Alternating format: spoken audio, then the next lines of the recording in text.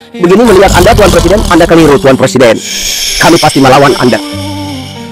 Saya sudah katakan kemarin kami sabar, tapi mungkin tidak untuk besok. Catat, Tuan Presiden, saya siap dengan segala konsekuensi. Atas pernyataan saya terhadap Anda, membunuh saya, silakan Tuan Presiden.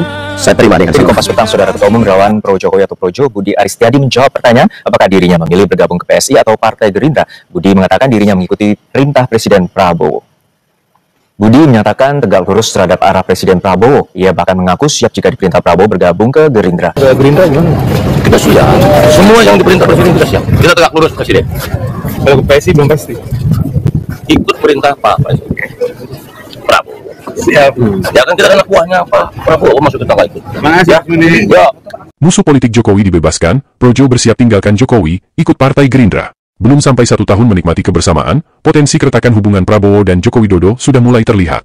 Hari-hari terakhir ini, media sosial diramaikan dengan suara-suara kemarahan dari para kader PSI, partai milik keluarga Jokowi dan para loyalis Joko Widodo. Mulai dari hanya keluh kesah, menangis dan bahkan ada yang sampai berani mengancam akan melawan dan menurunkan Presiden Prabowo.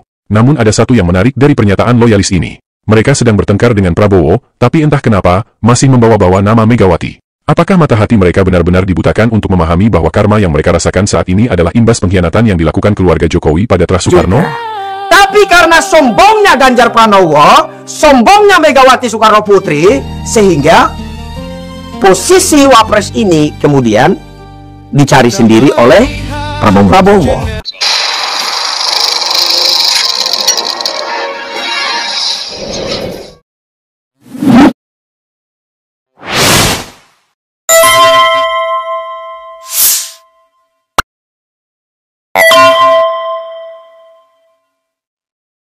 Kita berada di seri kedua, edukasi anak bangsa untuk tidak mudah mengamini sebuah opini yang tidak terkonfirmasi kebenarannya. Pertanyaan yang penting untuk dijawab, benarkah Jokowi meninggalkan PDI Perjuangan dan Megawati karena menganggap Megawati sombong? Atau ini hanya kata-kata yang dipoles sebagai bentuk pembenaran mengejar kekuasaan sambil menghilangkan stigma sebagai seorang pengkhianat? Mari kita telisik. Joko Widodo menggunakan partai PDI Perjuangan selama 20 tahun sebagai jembatan politik mulai dari Solo, sebagai wali kota, sampai jadi presiden 2 periode. Dan jabatan terakhir ini adalah jabatan tertinggi yang bisa diraih seorang politisi. Jokowi sudah paripurna sebagai seorang politisi bersama PDI Perjuangan.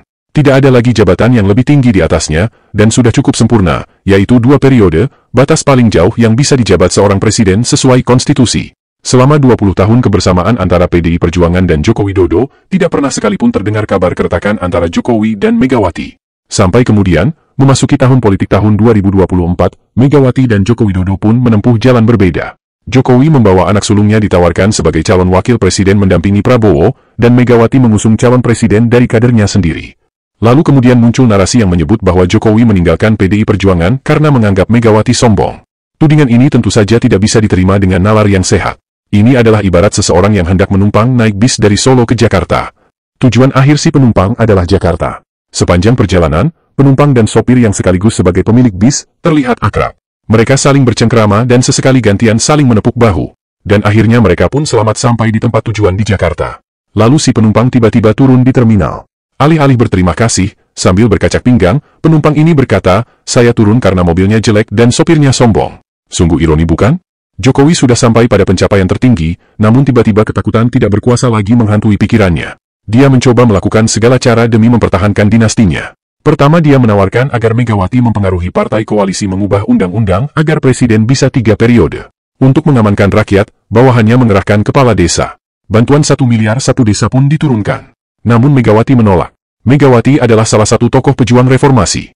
Dia bersama rakyat turun ke jalan di tahun 1998 melakukan protes atas praktek KKN, yaitu kolusi, korupsi dan nepotisme yang merajalela di pemerintahan era Orde Baru, termasuk ikut berjuang agar masa jabatan presiden dibatasi hanya 2 periode.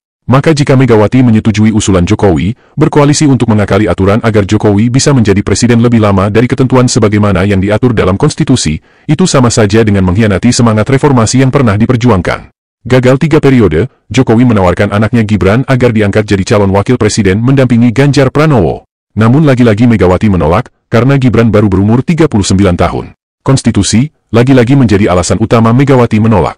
Dia tidak mau, jika semua penguasa menyalahgunakan kewenangannya, mengubah aturan yang disesuaikan dengan kondisi yang menguntungkan pribadi dan keluarganya. 2 kali ditolak, Jokowi pun akhirnya memilih hengkang dari kendaraan yang selama ini sukses mengangkat derajatnya. Bersama Prabowo, mereka merancang strategi mengubah Undang-Undang Nomor 7 Tahun 2017 yang mengatur syarat calon presiden dan wakil presiden agar Gibran bisa memenuhi syarat. Ya, koalisi aneh dan terkesan dipaksakan ini memulai babak pertemanan mereka di atas landasan pengkhianatan pada konstitusi negara.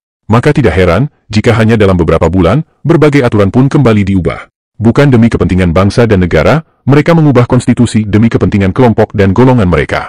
Dan siapa yang patut disalahkan? Jika mereka berani mengubah aturan demi kepentingan seorang Gibran Rakabuming, terlebih lagi, aturan lain yang menyangkut kepentingan golongan, kepentingan koalisi dan kepentingan kelompok mereka, akan dengan mudah mereka ubah. Maka sangat heran jika saat ini, tiba-tiba para loyalis Jokowi ngamuk-ngamuk.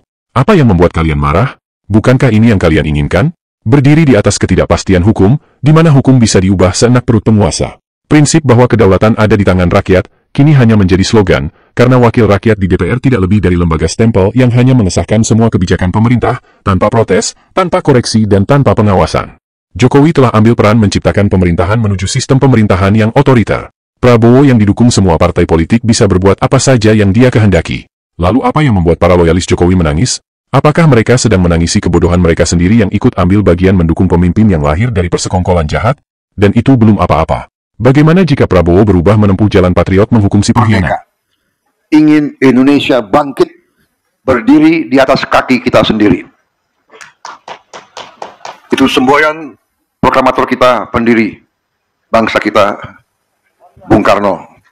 Yang saya katakan Bung Karno adalah milik seluruh rakyat Indonesia. Nuhun sewu Mbak Puan. Bung Karno bapak saya juga.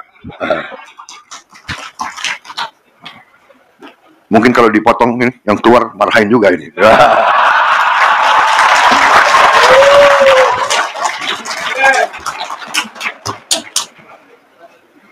Nah, ini sebenarnya PDIP sama Gerindra ini kakak adik ini kira-kira.